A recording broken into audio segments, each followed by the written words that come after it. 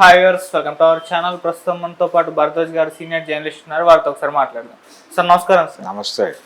Sir, RK గారి కొత్త పలుకులో అంటే వారం వారం ఆయన మాట మార్చేస్తున్నట్టుగా కనిపిస్తుంది సార్. ఒక వారం ఆయన వైసీపీ వాళ్ళలా ప్రవర్తిస్తే మీకు వాళ్ళకి తేడా ఏముంటుందని రాస్తారు. ఇంకో వారం ఏమో చూస్తే ఎందుకు వాళ్ళ ప్రవర్తించట్లేదు అని రాస్తారు. మరి ఈ వారమే చూసుకుంటే టీడీపీ అంటే చంద్రబాబు నాయుడు గారు రెడ్ బుక్ ఇంప్లిమెంటేషన్కి ఇంకా అనుమతి ఇవ్వలేదు, లేకుంటే ఇంకా కేసులు ఎక్కువగా చూడొచ్చు, ఇది జస్ట్ శాంపుల్ మాత్రమే అన్నట్టుగా రాసుకొచ్చారు. ఈ రెడ్ బుక్ ఇంప్లిమెంటేషన్కి ఆయన పర్మిషన్ ఇవ్వకపోవడం వలన అసంతృప్తి వ్యక్తమయ్యే అవకాశం ఉంది అన్నట్టుగా కూడా మాట్లాడుతున్నారు సార్ కొంతమంది. సో మీరు దీన్ని ఏ విధంగా చూస్తారు? ఆర్కే గారి కొత్త పలుకుని సార్ మీరేం చెప్తారు? ఆర్కే గారి కొత్త పలుకు ఆయన ఇష్టం అండి. అంటే కొత్త పలుకు అనే టైటిల్లోనే ఆ స్లాష్ ఉంది. ఓకే, అంటే గత వారం మాట్లాడింది ఈ వారం మాట్లాడితే కొత్త పలుకు ఎందుకు అవుతుంది? ఒక స్టాండ్ మీద ఉంటే కొత్త పలుకు అవ్వదు. అది ఓకే, ఒక ఆర్గ్యుమెంట్ కొనసాగించేటప్పుడు కొత్త పలుకు అనే టైటిల్ కుదరదు. సో టైటిల్ని జస్టిఫై చేయడానికి ఆయన వారం వారం కొత్త టాపిక్ మాట్లాడతాడు, కొత్త ఇష్యూ మాట్లాడతాడు. ఆ కొత్త ఇష్యూ మాట్లాడేటప్పుడు కొత్త పలుకు మాట్లాడేటప్పుడు పాత పలుకులా ఉండకూడదు. పాత పలుకుని కాంట్రడక్ట్ చేసేదిగా ఉండాలి. ఓకే, అందుకని ఆయన గత వారం ఏమో అంటే ఒకలాగా, కొట్టకపోతే ఒకలాగా మాట్లాడే పద్ధతి. ఒకవేళ వీళ్ళు గనక విస్తృతంగా అరెస్టులు చేస్తే వాళ్ళకి మీకు తేడా ఏముంది, మీరు అదే చేస్తున్నారు కదా అని అంటాడు ఈయనే. ఓకే, ఇప్పుడు జగన్మోహన్ రెడ్డి గారు 33 మందిని చంపేశారు, 300 మంది ఆత్మహత్యలు చేసుకునే పరిస్థితి కల్పించారు. ఈ గోల జరుగుతున్న టైంలో ఒక స్టాండ్ అది అయిపోయింది, ఆ ఫేజ్ ముగిసింది. ఇప్పుడు దాడులు జరగాల్సిన సందర్భంగా ఈయన భావిస్తున్నాడు ఇది జస్ట్ ఈ వారానికే, వచ్చే వారం ఈ స్టాండ్తో ఉంటాడని అనుకోవడానికి లేదు. ఇంకొక స్టాండ్ ఏదైనా న్యూట్రల్ స్టాండ్ తీసుకోవచ్చు, లేదు ఇంకొంచెం అగ్రెసివ్ స్టాండ్ తీసుకోవచ్చు. ఏది ఏదైనప్పటికీ ఈయన ఆ పార్టీకి దిశానిర్దేశం ఇవ్వడానికి శతవిధాల ప్రయత్నం చేస్తూ ఉంటాడు. ఆయన ఈయనేమో తెలంగాణ, ఆయన ఆంధ్ర రాజకీయాలని శాసించడం కోసం విపరీతంగా కష్టపడటం అనేది మనకు కనిపిస్తుంది ఆంధ్రజ్యోతి కొత్త పలుకు ద్వారా. అందులో భాగంగానే రెడ్ బుక్ ఇంప్లిమెంట్ చేయడానికి చంద్రబాబు నాయుడు గారు అనుమతిస్తున్నట్టు లేదు. లేకపోతే ఈ పాటికి ఎంతమంది ఏ జైళ్ళల్లో ఊచలు లెక్క పెట్టేవాళ్ళు, ఎంతమంది ఏమైపోయేవారు. ఈ లెవెల్లో అంటే ఒక రకంగా ప్రొవోక్ చేయటం. చంద్రబాబు నాయుడు గారు ఎందుకు అనుమతి ఇవ్వట్లేదు, ఆయన కొంచెం సంయమనంతో వెళదామనుకుంటున్నారు అంటే దీనిలో రెండు ధోరణులు ఉంటాయి.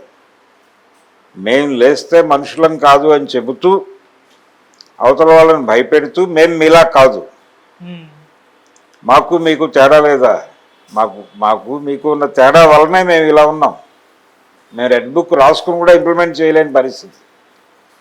మీకు అసలు పుస్తకాలే అక్కర్లేదు, మీకు రెడ్ బుక్లే అక్కర్లేదు, మీరు పుట్టుకే దుర్మార్గమైన పుట్టుక, మీరేం చేసినా దుర్మార్గంగానే చేస్తారు అని ఎస్టాబ్లిష్ చేయటం. ఈ ధోరణిలో అది రెండు వైపులా పదునున్నటువంటి కత్తిలాగా నడుస్తుంది. అలాగే రాశాడు ఆయన. అంతకు మించి అందులో ఏ రకమైనటువంటి కొత్త కంటెంటు లేదు, కొత్త విషయము లేదు, గందరగోళం తప్ప.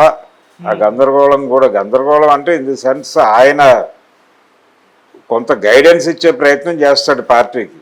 చేసేయండి, ఏం పర్లేదు, వాతావరణం కల్పిస్తున్నాం కదా, మేము కల్పించిన వాతావరణాన్ని వినియోగించుకుని మీరు యాక్షన్లోకి దిగండి. ఒకవేళ మీరు యాక్షన్ చేస్తే దాన్ని జస్టిఫై చేయడానికి ఏ ఆర్గ్యుమెంట్ చేయాలో కూడా మా దగ్గర ఉంది, అప్పుడు దాన్ని ప్రవేశపెడతాం. అంటే ప్రజల మనసులతో ఆడుకోవటం, ప్రజల మనోభావాలతో ఆడుకోవటం, ప్రజల్ని తమ కంట్రోల్లో తీసుకుని అంటే పుకారు యుద్ధం చేస్తున్నారు. ఆ పుకారు యుద్ధం మేము ఎఫెక్టివ్గా చేయగలం, మా మీద భరోసా ఉంచి మీరు రెచ్చిపోండి, ఎలా చేయదలుచుకుంటే అలా చేయండి, ఏం పర్లేదు మేము చూసుకుంటామనే భరోసా కల్పించడం కోసం రాస్తున్నాడు ఆయన. అదే ధోరణి ఈరోజు కనిపిస్తుంది, ఎప్పుడైనా అంతే. సో ఆయన ఏంటి, మొన్న ఏదో ఆయన మీకు వాళ్ళకి తేడా లేదా, మీరు కూడా అలాగే చేస్తారు అంటే అది ఒక టాక్టిక్, అదొక ఎత్తుగడ. ఇప్పుడు మాట్లాడింది కూడా ఎత్తుగడే. యుద్ధంలో వ్యూహము ఎత్తుగడలు కీలకం. కాబట్టి ఆయన వ్యూహం ఆయనకు ఉంది, ఆయన ఎత్తుగడలు ఆయనకు ఉన్నాయి.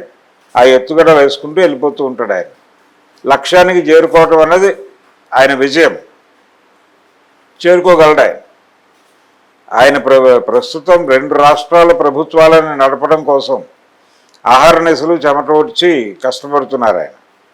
అక్కడ చంద్రబాబు గారి పాలనకి, ఇక్కడ రేవంత్ రెడ్డి గారి పాలనకి కూడా ఈయనే సరంగుగా ఉన్నాడు. ఇప్పుడు ఆయనే పడవ నడిపిస్తున్నాడు. అక్కడ పడవ నడిపించేది ఆయన, ఇక్కడ కూడా పడవ నడిపించేది ఆయనే. అందుకని తెరచాప లేపాలి, ఇవన్నీ చెయ్యాలి ఆయన. అందుకని ఆయన కష్టం ఆయన పడుతున్నాడు. ఆ కష్టాన్ని అప్పుడప్పుడు అలా, ఆ కష్టం కలిగించిన వేదనలో నుంచి అప్పుడప్పుడు అలా కొత్త పలుకు రూపంలో తన వాదాన్ని, తన నాదాన్ని ప్రపంచం ముందు పెడతాడు ఆయన. అంతకు మించి అదేదో కాంట్రడక్ట్ చేసినట్టు కాదు. జనాలకి వెన్న రాయాల్సిన సందర్భము ఉంటుంది, ఆ వెన్న రాసిన చోటే కొట్టాల్సిన సందర్భం కూడా వస్తుంది. దానికి దీనికి కూడా మేము సమర్థులమని చెప్పదలుచుకున్నాడు ఆయన. అంతవరకే సార్. అంటే చంద్రబాబు ఈ విధంగా సంయమనం పాటించడం వలన క్యాడర్లో అసంతృప్తి వ్యక్తం అవుతుంది. వాళ్ళు ఏదో ఊహించుకున్నారు, అధికారంలోకి వచ్చేస్తాం, ఇక ప్రతిపక్షాలను ఇబ్బంది పెట్టేస్తున్నాం అనుకున్నాం, కాకపోతే ఆయన కంట్రోల్గా ఈ రెడ్ బుక్ ఇంప్లిమెంటేషన్ పర్మిషన్ ఇవ్వట్లేదు, అసంతృప్తి వ్యక్తం అవుతుంది అన్నట్టు. పర్మిషన్ ఇస్తే ఈ పార్టీకి అందరూ లోపల ఉండేవాళ్ళు అనేది ఆయన సెన్స్. లోపల ఉండేవాళ్ళ బయట ఉండేవాళ్ళు అనేది వేరే గొడవ. ఇంప్లిమెంట్ చేస్తే వచ్చే సమస్యలు ఏమిటో ఆయనకు తెలుసు చంద్రబాబుకి. అందుకని ఆయన ధోరణిలో ఆయన ఉన్నాడు. వీళ్ళు అంటే ఆ ధోరణిని జస్టిఫై చేయటం, మొత్తం స్టోరీలో చంద్రబాబు నాయుడు గారు చాలా సంయమనంతో ఉన్నారు. ఆవేశాలకు గురి కావట్లేదు. జనాలు క్యాడర్ ఆవేశపడుతున్నా ఆయన ఆవేశపడటం లేదు, అడ్వాంటేజ్ తీసుకోవడం లేదు. చంద్రబాబు నాయుడు గారు స్థితప్రజ్ఞుడు. భగవద్గీతలో కృష్ణుడు చెప్పిన స్థితప్రజ్ఞత అనేది కేవలం చంద్రబాబు గారి దగ్గర మాత్రమే ఉందనేది కదా ఎస్టాబ్లిష్ చేసిన ఆయన ఫ్యాక్ట్. అయినా దాన్నే నమ్ముదాం. చంద్రబాబు నాయుడు గారి లాంటి స్థితప్రజ్ఞుడిని మన జీవితంలో ఎప్పుడూ చూడలేదు అని అనుకుందాం. అలా మనం అనుకునేలా చేయటం రాధాకృష్ణ గారి లక్ష్యం. ఆయన చేశాడనే నమ్ముదాం. ఆయనతో గొడవ ఎందుకు మనకి? అంతకు మించి వేరే ఏమీ లేదు దానిలో. ఆయనకి జనం సమస్యలు అవి కాదు గొడవ. జగన్మోహన్ రెడ్డి దుర్మార్గుడు అని ఎస్టాబ్లిష్ చేయవలను, చంద్రబాబు నాయుడు చాలా ఉదాత్తుడు, ఆయన ప్రజల మనిషి అనేది ఎస్టాబ్లిష్ చేయడం కోసం ఏ కష్టం పడాలో అది పడతాడు. కూటమి, నరేంద్ర మోడీ గొప్పవాడు, చంద్రబాబు గొప్పవాడు, జగన్మోహన్ రెడ్డి దుర్మార్గుడు. జగన్మోహన్ రెడ్డితో పాటు కావాలంటే ఇంకో 2-3 పేర్లు వేసేస్తాడు ఆ ఏరియాలో. జాతీయ స్థాయిలో ఆయనకి ప్రస్తుతం జాతీయ స్థాయిలో కూడా ఎవరితోనూ శత్రుత్వాలు లేవు. కాంగ్రెస్ పార్టీతో కూడా మైత్రే ఉంది.